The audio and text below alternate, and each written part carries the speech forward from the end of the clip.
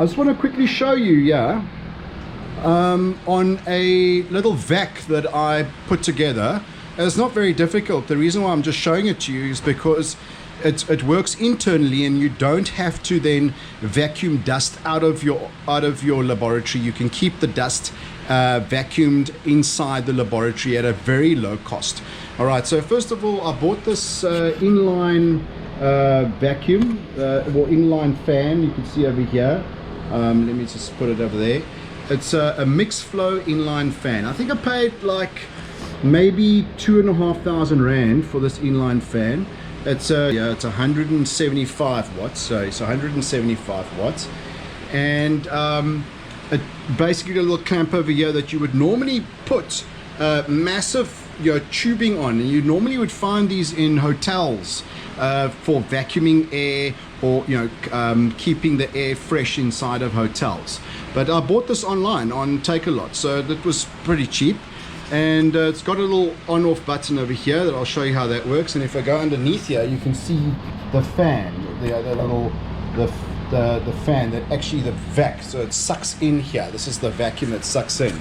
And then what I did was I made a little box out of just plain 3mm superwood. I bought these filters, and they're very, very basic filters. They're not a HEPA filter, but they do filter dust very, very well.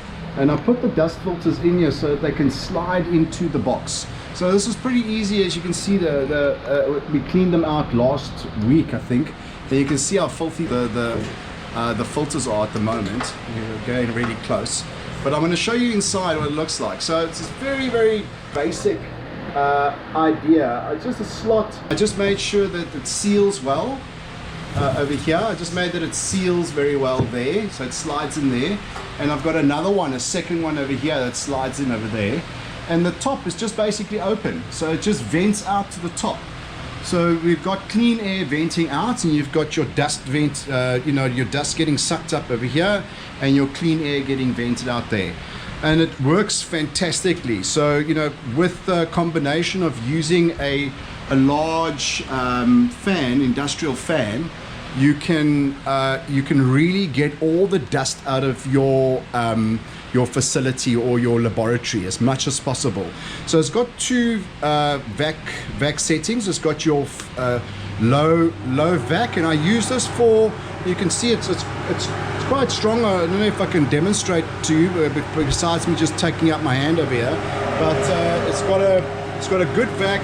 It's a low vac at the moment, and what it can do, it does light dust particles. Now if I put it onto the higher volume over here, you can see it gets a good vac over here, really, really good suction.